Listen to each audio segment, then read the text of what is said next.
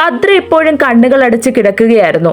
അവളുടെ ഇടുപ്പിലെ പറ്റിച്ചേർന്ന് കിടക്കുന്ന ഹിപ് ചെയിനിലേക്ക് നോക്കവേ അവന്റെ കണ്ണുകൾ ഒരു വേള തിളങ്ങിപ്പോയി. പെണ്ണിപ്പോഴും കണ്ണുകൾ അടച്ച് കിടക്കുകയാണ്. കവളുകളിൽ നീല ചുവപ്പ് കാണാമായിരുന്നു. കണ്ണു തുറക്ക് ഭദ്രേ. പ്രണയാർദ്രമായി അവന്റെ സ്വരം കാതുകളിൽ പതിഞ്ഞിട്ട് പോലും കണ്ണ് തുറക്കാൻ അവൾ തയ്യാറായിരുന്നില്ല. അപ്പൊ കണ്ണു തുറക്കാൻ ഉദ്ദേശമില്ലേ? അവൻ വീണ്ടും ചോദിച്ചു. അവൾ നാണത്തോടെ ഇല്ലെന്ന് തലയനക്കി. അത് കേൾക്കവേ കണ്ണിൽ കത്തുന്ന പ്രണയത്തോടെ അവളെ നോക്കിക്കൊണ്ട് അവന്റെ മുഖം പൂർണ്ണമായി അവളുടെ കഴുത്തിലേക്ക് അമർന്നിരുന്നു. പെട്ടെന്നുള്ള അവന്റെ നീക്കത്തിൽ അവൾ ഒന്ന് ഏങ്ങിപ്പോയി. അവന്റെ ആ പ്രവൃത്തിയിൽ അവളുടെ കാൽവിരലുകൾ പോലും ചുരുങ്ങിപ്പോയി. അവന്റെ ചുണ്ടുകൾ അവളുടെ കഴുത്തിലൂടെ ഓടി നടന്നു. അവളിലെ ഗന്ധം അവനെ മത്തുപിടിപ്പിക്കുന്നതായിരുന്നു. അതവനെ കൂടുതൽ അടിമപ്പെടുത്തി. കഴുത്തിൽ കാണുന്ന നീല ഞരമ്പും അതിനോട് ചേർന്ന് കാണുന്ന കുഞ്ഞു മറുകിലേക്കും അവന്റെ കണ്ണുകൾ ഉടക്കിയതും. ഭദ്രേ, നീ കണ്ണു തുറക്കുന്നുണ്ടോ? ഒരിക്കൽ കൂടി അവൻ ചോദിച്ചു. അവളിൽ മറുപടി ഇല്ലാതെ വന്നതും ആ ഞരമ്പിൽ പല്ലിനായി മുദ്ര ചാർത്തിയിരുന്നു അവൻ ആ നിമിഷം. വേണ്ട. പിടഞ്ഞു പോയ പെണ്ണ് അവനെ നോവും വിധം പുറത്തായി പോറൽ വീഴ്ത്തിയിരുന്നു. അവന് നന്നായി വേദനിക്കുകയും ചെയ്തു. അവന്റെ പെട്ടെന്നുള്ള പ്രവൃത്തിയിൽ അവൾ കണ്ണുകൾ വലിച്ചു തുറന്ന് പിടച്ചിലോടെ അവനെ നോക്കി. കണ്ണിൽ കത്തുന്ന പ്രണയമായി അവൻ തന്റെ ഇമ്മച്ചിമ്മ മറന്ന് നോക്കി കിടക്കുകയാണ്. ഐ ലവ് യു ഭദ്രേ. അവന്റെ ചുണ്ടുകൾ ഒരിക്കൽ കൂടി ചുംബിച്ചുകൊണ്ട് കാതിലൊന്ന് ചെറുതാൽ കടിച്ച് പ്രണയാർദ്രമായി പറയുമ്പോൾ അവനോട് പറയാൻ വാക്കുകളില്ലാതെ ആ കുഞ്ഞിക്കണ്ണിൽ കാണുന്ന പ്രണയത്തിലേക്ക് അവൾ ഉറ്റുനോക്കി. നമുക്ക് റൂമിൽ പോകണ്ടേ? ഇങ്ങനെ കിടന്നാ മതിയോ? ഒറ്റക്കണ്ണിറക്കി അവൻ ചോദിക്കുമ്പോൾ വേണമെന്നർത്ഥത്തിൽ തലയാട്ടി പെണ്ണ്. ഡ്രസ്സെല്ലാം ശരിയാക്കിയിട്ട് അവൾ റൂമിലേക്ക് നടക്കാൻ ഒരുങ്ങിയതും ഭദ്രേ പിന്നിൽ നിന്ന് അവൾ വിളിക്കവേ എന്താണെന്നർത്ഥത്തിൽ അവൾ അവനെ തിരിഞ്ഞു നോക്കി. നമുക്കൊന്ന് പുറത്തു പോയാലോ? അവന്റെ ആ ചോദ്യത്തിൽ അവളുടെ മുഖം വിടർന്നു പോയി. ഇപ്പോഴോ? അവൾ സംശയത്തോടെ ചോദിക്കവേ എന്തേ? 12 മണി കഴിഞ്ഞല്ലേ ഉള്ളൂ. ഈ ടൈം ബെസ്റ്റാടാ. ആരുടെ ശല്യമില്ലാതെ ഒരു നൈറ്റ് ഡ്രൈവ് നിനക്ക് ഇഷ്ടമല്ലേ? അവൻ സംശയത്തോടെ ചോദിച്ചു. അവൾ ഇഷ്ടമാണെന്നർത്ഥത്തിൽ സന്തോഷത്തോടെ തന്റെ സമ്മതം അറിയിച്ചു. മംഗലത്തിൽ നിന്നപ്പോൾ പുറം ലോകത്തെ പറ്റി അവൾക്കൊന്നും തന്നെ അറിയുമായിരുന്നില്ല. സ്വന്തം വീട്ടിൽ വേലക്കാരി മാത്രമായി ആ അടുക്കളയിൽ ഒതുങ്ങിയിരുന്നു. താൻ ആഗ്രഹിച്ചിരുന്നു എന്നെങ്കിലും തന്നെ സ്നേഹിക്കുന്ന ഒരു രാജകുമാരൻ തനിക്കായി വരണമെന്ന്. അതെ, വന്നിരിക്കുന്നു. താൻ ഒരുപാട് ഭാഗ്യവതിയാണ്. അവനെ നോക്കി മനസ്സിലാലോചിച്ചുകൊണ്ട് അവൾ അകത്തേക്ക് നടന്നു. നല്ല മഴക്കാറുണ്ടായിരുന്നു. അതൊന്ന് നോക്കിക്കൊണ്ട് അവനും അവൾക്ക് പിന്നാലെ പോയിരുന്നു. അവളൊന്ന് ഫ്രഷായി റൂമിലേക്ക് വന്നു. വാർഡ്രോബ് തുറന്ന് ഒരു ടോപ്പ് എടുക്കാൻ നിന്നതും അവളുടെ കയ്യിൽ അവന്റെ പിടി വീണിരുന്നു. ദേ, ഇതിടുവോടാ. കയ്യിലായി ഒരു ഷർട്ടും ജീൻസിന്റെ പാന്റുമായി നിൽക്കുന്നവനെ അമ്പരപ്പോടെ നോക്കി പെണ്ണ്. അതേട്ടാ, ഞാൻ ഇങ്ങനൊന്നും ഇടാറില്ല. ഇങ്ങനെയൊക്കെയല്ലേ പെണ്ണെ ഇടുന്നേ? ഒന്നിട്ട് നോക്കടാ. നിനക്ക് ചേരില്ലെങ്കിൽ നമുക്ക് അപ്പം തന്നെ മാറ്റാലോ. അവൻ കെഞ്ചി. അവന്റെ നിർബന്ധപ്രകാരം അവസാനം അതുമായി ചേഞ്ചിങ് റൂമിലേക്ക് അവൾ നടന്നു. അവൾ തിരികെ ഇറങ്ങിയതും ഭദ്ര തന്നെ നോക്കി നിൽക്കുന്നവനെ കാണെ അവളെ നാണത്താൽ കലർന്ന പുഞ്ചിരി മുട്ടിട്ടു. അവൻ പൊളിയാണെന്ന് തംസപ്പ് കാണിച്ചു. അവൾ അവനെ ഒന്ന് നോക്കി. ഗ്രേ കളർ ഷർട്ടും ബ്ലാക്ക് കളർ പാന്റുമാണ് അവന്റെ വേഷം. ഷർട്ടിന് പുറത്തായി ഒരു ഓപ്പൺ ജാക്കറ്റും അവൻ ഇട്ടിട്ടുണ്ടായിരുന്നു. ഹെയർ എന്നത്തെ പോലെ ഹാഫ് എടുത്ത് ഭംഗിയിൽ കെട്ടിവെച്ചിട്ടുണ്ട്. ബ്ലാക്ക് കളർ സ്പെക്ക് അവന്റെ ഗൗരവം എടുത്തു കാണിക്കുന്നതായിരുന്നു. ചുണ്ടിൽ ഇളം പുഞ്ചിരി, അതും അവൾക്കായി മാത്രം. പിന്നൊട്ടും താമസിക്കാതെ ഇരുവരും താഴേക്ക് നടന്നു. ഒച്ചയുണ്ടാക്കാതെ വളരെ പതിയെ പുറത്തേക്ക് ഇറങ്ങി. അവൻ നൈറ്റ് ഡ്രൈവിന് ബുള്ളറ്റ് ആയിരുന്നു എടുത്തത്. ഭദ്രയ്ക്ക് ഇതുവരെ ഇതിലൊന്നും കയറാനുള്ള പരിചയമില്ലാത്തത് കൊണ്ട് അവൻ പറഞ്ഞു കൊടുത്ത പ്രകാരം വളരെ പതിയെ ശ്രദ്ധയോടെയാണ് അവൾ കയറിയത്. 2 സൈഡിലും കാലിട്ടാണ് പെണ്ണിന്റെ ഇരിപ്പ്. വൺ സൈഡ് ഇരുന്ന വീഴും എന്നാണ് പെണ്ണിന്റെ വാദം. അവൻ കുറെ പറഞ്ഞു നോക്കി, എങ്കിലും നോ രക്ഷ. അവസാനം അവന്റെ ബുള്ളറ്റ് മുന്നോട്ട് കുതിച്ചു. നഗരം പതുക്കെ ഉറക്കത്തിലേക്ക് വഴുതി വീഴുമ്പോൾ റോഡുകൾ ഒരു വേറിട്ട സൗന്ദര്യം നൽകുന്നതായിരുന്നു. സ്ട്രീറ്റ് ലൈറ്റുകളുടെ മങ്ങിയ വെളിച്ചം വഴികളിൽ ആകമാനം പടർന്നിരുന്നു. തണുപ്പിനാൽ അവനോട് ചേർന്നായിരുന്നു പെണ്ണിന്റെ ഇരുത്തം. അവനെ ഇറുക്കി പുണർന്നിട്ടുണ്ട്. അച്ചുവേട്ടാ. എന്തോ? അവൾ വിളിച്ചതുപോലെ തിരികെ കൊഞ്ചലോടെ അവൻ വിളി കേൾക്കവേ ഒരു പാട്ട് പാടിത്തരുവോ? ആ രാത്രിയുടെ മനോഹാരിതയെ അവൾ ചോദിക്കവേ അവന്റെ വയറിലൂടെ ചുറ്റിപ്പിടിച്ച അവളുടെ കൈക്ക് മുകളിലായി കൈ ചേർത്തുകൊണ്ട് അവൻ ആ സോങ് പാടി. ആ യാത്ര ആസ്വദിച്ച് അവരുടെ ബുള്ളറ്റ് ആ നഗരത്തിന്റെ വീതിയിലൂടെ മുന്നോട്ട് കുതിച്ചു. മുന്നിലൊരു തട്ടുകട കണ്ടതും പുറകിലിരുന്ന ആൾ അവന്റെ ഷോൾഡറിൽ ഒന്ന് തോണ്ടിയതും കാര്യം മനസ്സിലായെന്ന പോലെ അവൻ വണ്ടി ഒതുക്കി. ദോശയും ചമ്മന്തി ഓംപ്ലേറ്റുമാണ് അവർ വാങ്ങിയത്. കല്യാണത്തിന് ശേഷം അവൾ അവന്റെ കൂടെ പുറത്തേക്ക് വന്നത് എന്തോ മനസ്സിന് സന്തോഷം തോന്നിപ്പോയി അവൾക്ക്. അവളുടെ സന്തോഷം കാണെ അവന്റെ ചുണ്ടിൽ അവൾക്കായി പുഞ്ചിരി മുട്ടിട്ടു. അവന്റെ കണ്ണുകൾ ചുറ്റും ഒന്ന് പായിച്ചു. പേടിക്കേണ്ടതായി ഒന്നും തന്നെ കാണാത്തതിനാൽ അവൻ പിന്നെ ശ്രദ്ധ ഫുഡിലേക്ക് തിരിച്ചു. അതിൽ നിന്ന് ദോശയും കറിയും ചേർത്ത് അവൾക്ക് നേരെ നീട്ടിയതും അവളുടെ കണ്ണുകൾ നിറഞ്ഞു പോയി. അന്നൊരിക്കൽ വിശന്നിരുന്നപ്പോൾ ബിരിയാണി വാങ്ങിത്തന്നതും ഭക്ഷണത്തിന് മുന്നിൽ നിന്ന് തന്നെ അപമാനിച്ചതുമെല്ലാം അവളുടെ മനസ്സിലൂടെ കടന്നുപോയി. കണ്ണ് നിറച്ചവൾ അവനെ ഒന്ന് നോക്കി. എന്താടാ? അവൻ കൊടുത്തത് ഇഷ്ടമായില്ലെന്ന് കരുതി കൈമാറ്റാൻ ഒരുങ്ങിയതും ആ കണ്ണുനീരിനിടയിലും പുഞ്ചിരി തെളിയിച്ച് അവൾ അത് വാങ്ങി കഴിച്ചിരുന്നു. ജയ്ക്ക് അവൾ ഇപ്പോൾ കടന്നു പോകുന്ന മാനസികാവസ്ഥ മനസ്സിലാക്കാൻ കഴിയുന്നതായിരുന്നു. അവളുടെ കൈ കൂട്ടിപ്പിടിച്ചുകൊണ്ട് അവൻ പറഞ്ഞു, എനിക്ക് മനസ്സിലാകും ഭദ്രേ, നീ ഇപ്പോൾ എന്താ ചിന്തിക്കുന്നതെന്ന്. തെറ്റ് പറ്റാത്തതായി മനുഷ്യരുണ്ടോടാ? ഞാൻ ചെയ്തത് ശരിയാണെന്നല്ല പെണ്ണെ, പക്ഷെ ഇനി ഒരിക്കലും ഞാൻ പഴയ ആഞ്ജനയാകില്ല പെണ്ണെ. നിനക്കെന്നെ വിശ്വാസമില്ലേടാ? അവൾ ഉണ്ടെന്നർത്ഥത്തിൽ തലയനക്കി. എനിക്ക് എന്നേക്കാൾ അല്ലെങ്കിൽ എന്നെ പോലെ വിശ്വാസമുണ്ട്. ഉറച്ചതായിരുന്നു അവളുടെ വാക്കുകൾ.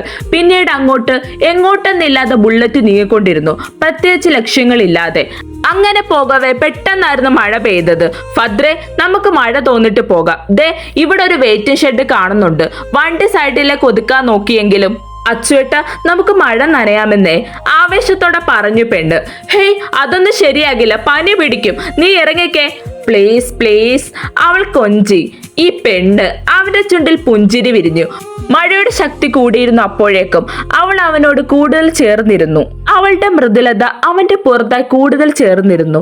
ആ മഴയിലും അവളുടെ ആ നീക്കത്തിൽ അവന്റെ ശരീരം ചൂടുപിടിച്ചു തുടങ്ങി. തന്റെ വികാരങ്ങളെ നിയന്ത്രിച്ചുകൊണ്ട് അവൻ പിന്നെയും മുന്നോട്ട് നീങ്ങി. എന്നാൽ ഇതൊന്നും അറിയാതെ അവൾ മഴ ആസ്വദിക്കുന്ന തിരക്കിലായിരുന്നു. വീട്ടിൽ തിരിച്ചെത്തുമ്പോൾ 3 മണിയോട് അടുത്തിരുന്നു. പിറ്റേ ദിവസം തന്റെ നെഞ്ച് ചുട്ടുപൊള്ളുന്ന ചൂടേറ്റാണ് അവൻ ഉണർന്നത്. തന്റെ നെഞ്ചിൽ കിടക്കുന്ന പെണ്ണിനെ നോക്കവേ ഒരു നിമിഷം അവൻ ഞെട്ടിപ്പോയിരുന്നു. നെറ്റിൽ തൊട്ടു നോക്കിയതും പെട്ടെന്ന് കൈ പിൻവലിച്ചു പോയി. അവൻ ടൈം ഒന്ന് നോക്കി. 10:30 കഴിഞ്ഞു. ഓ ഗോഡ്! തലയിൽ കൈവച്ചുകൊണ്ട് അവൻ പുറത്തേക്ക് പാഞ്ഞു. നനഞ്ഞ തുണി അവളുടെ നെറ്റിത്തടത്തി വെച്ചു കൊടുത്തു.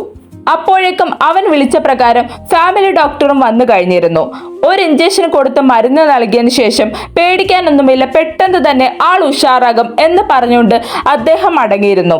അപ്പോഴാണ് വാതിക്കൽ നിൽക്കുന്നവരെ അവൻ കണ്ടത്. എന്താണ് ഇതൊക്കെ? കൊച്ചിന് എങ്ങനെയാടാ പനി പിടിച്ചേ?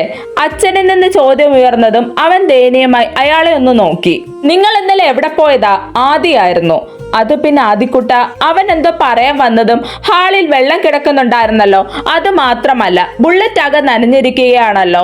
അത് പിന്നെ ജയ് നിന്ന് പരിങ്ങി. കൂടുതൽ പരങ്ങാതെ കാര്യം പറയടാ. അമ്മ കൂടി ദേഷ്യപ്പെട്ടപ്പോൾ ഇന്നലെ പുറത്തു പോയ കാര്യം അവന് പറയേണ്ടി വന്നു. എല്ലാം കേട്ടതും അവർ മുഖത്തോടെ മുഖം നോക്കി നിന്ന് പോയി. മുത്തശ്ശി വന്ന് അവന്റെ ചെവിക്ക് തന്നെ ഒന്ന് കൊടുത്തു. എന്റെ ചെവി മുത്തശ്ശി വിട്ട്, എനിക്ക് വേദനിക്കുന്നു. ചെറുക്കൻ നിന്നിടത്ത് നിന്ന് തുള്ളിപ്പോയി. ചെവി നിന്ന് പിടിവിട്ടതും അവൻ അവരെ കൂർപ്പിച്ചൊന്ന് നോക്കി. ഭദ്ര ഉണരാൻ താമസിക്കുമെന്ന് തോന്നുന്നു. എനിക്ക് അത്യാവശ്യമായി പുറത്തൊന്ന് പോകണമായിരുന്നു പറഞ്ഞുകൊണ്ട് അവൻ എല്ലാവരെയും ഒന്ന് നോക്കി. അഗ്നിയുടെ കാര്യമൊന്നും അവരോട് അവൻ പറഞ്ഞിരുന്നില്ല. ഇപ്പൊ നീ ഒരിടത്തും പോകണ്ട. ഹേയ്, അത് പറ്റാത്തോണ്ടല്ലേ. ഇന്നലെ നടന്ന കാര്യം അവരോടായി അവൻ പറഞ്ഞു. ആരുവിന്റെ കാര്യം അവൻ എല്ലാവരോടുമായി പറയുമ്പോൾ അവരുടെ കണ്ണുകളിൽ ഒരു നീർത്തിളക്കം വന്നിരുന്നു. ആദിയുടെ കണ്ണുകൾ നിറഞ്ഞുപോയി. ആ നിമിഷം ജയ് കണ്ണുകൊണ്ട് ഒന്നുമില്ലെന്ന് കാണിച്ചു. കരയരുതെന്ന് കണ്ണുകൾ കൊണ്ട് കാണിച്ചതും അവൾ തലയനക്കി.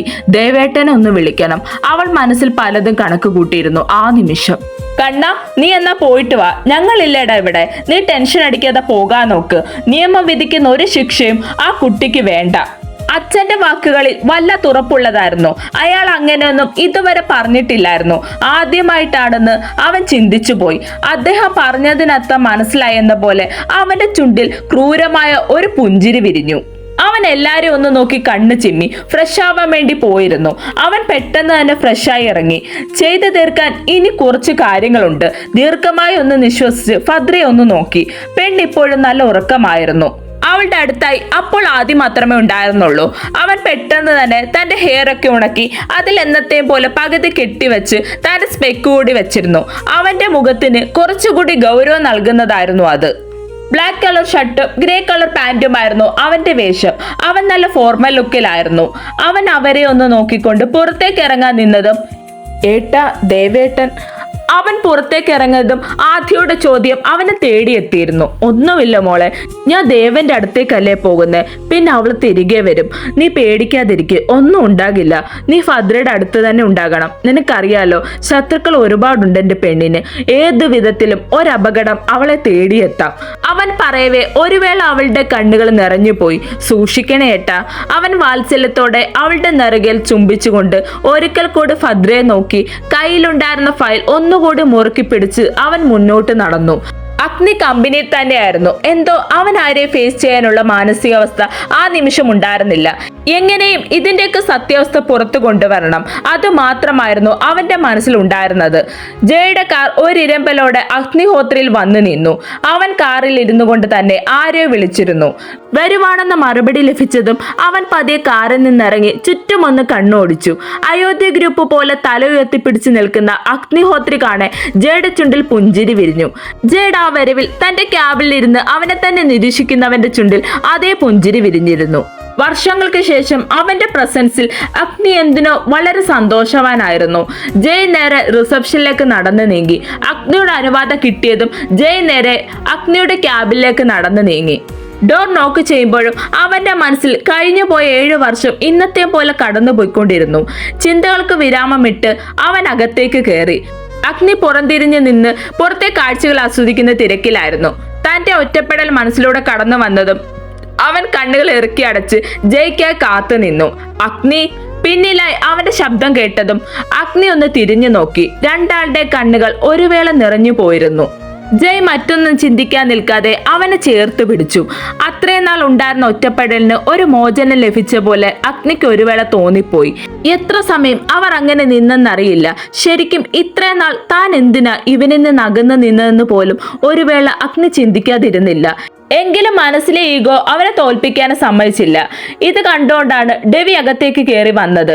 അയോധ്യ ഗ്രൂപ്പിന്റെ CEO ആഞ്ജനെ വന്നതിന്റെ കാര്യം പറഞ്ഞിട്ട് പോകാൻ നോക്ക്. അഗ്നി ഒട്ടും കൂസാതെ പുച്ഛത്തോടെ പറയവേ ജയുടെ ചുണ്ടിൽ പുഞ്ചിരി വിരിഞ്ഞു. അതെ, ഈ അഗ്നിയെ തന്നെയാണ് തനിക്ക് എന്നും പ്രിയം. അല്ലാതെ കണ്ണ് നിറച്ചു നിൽക്കുന്ന അഗ്നിയെ കാണാൻ എന്തോ തനിക്ക് കഴിയില്ല എന്നാ നിമിഷം അവൻ ചിന്തിച്ചു പോയി. മതി മതി. ഡെവി ഇടയിൽ കയറി. ഇവിടെ ഇപ്പൊ വഴക്കുണ്ടാക്കി നിൽക്കാനൊന്നും നമുക്ക് ടൈമില്ല. അറിയാലോ കാര്യത്തിന്റെ സീരിയസ്നെസ് ഡെവി ഓർമ്മപ്പെടുത്തി. നിങ്ങൾ ഇരിക്ക്. അവൻ പറയവേ ഇരുവരും അവന് മുന്നിലായുള്ള ചെയറിലേക്കിരുന്നു. അഗ്നി, നിനക്ക് ഏറെക്കുറെ കാര്യങ്ങൾ മനസ്സിലായി കാണുമല്ലോ. ജയ് സംസാരത്തിന് തുടക്കം കുറിച്ചു. അവൻ അമർത്തി ഒന്ന് മൂളി. ജയ് കയ്യിലുണ്ടായിരുന്ന ഫയൽ അഗ്നിക്ക് നേരെ നീട്ടി. ഇതിൽ നിനക്കറിയേണ്ട എല്ലാം ഉണ്ട്. അതുപോലെ ഒരു പെൻഡ്രൈവും കൊടുത്തു. ഇതിൽ ആരാധ്യയുടെ ഇൻസിഡന്റ് വ്യക്തമാണ്. ജിത്തും കൂട്ടരും ഇപ്പൊ ബാംഗ്ലൂരിലാണുള്ളത്. ഇനി അവർ അറിയാതിരിക്കില്ല ജയുടെ വിവാഹം കഴിഞ്ഞ വിവരം. അത് ശ്രീഭദ്രയാണെന്നും അവർ ഉടനെ തന്നെ അറിയും. കാരണം ശത്രു ശക്തനാണ്, കൂട്ടത്തിലുള്ള ആരോ ഒരാൾ. ഡെവി അത് പറയുമ്പോൾ അഗ്നിയുടെ മുഖം ഒരു വേള മങ്ങിപ്പോയിരുന്നു. അത് ജയ് ശ്രദ്ധിക്കുകയും ചെയ്തു.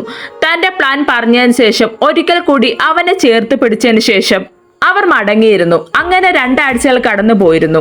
ഈ ദിവസങ്ങളിൽ വലിയ മാറ്റങ്ങളൊന്നും തന്നെ ഉണ്ടായിരുന്നില്ല. എങ്കിലും ശ്രീയുടെ ആയുർവേദ ചികിത്സ ആരംഭിച്ചിരുന്നു. അതിപ്പം നടന്നുകൊണ്ടിരിക്കുന്നു.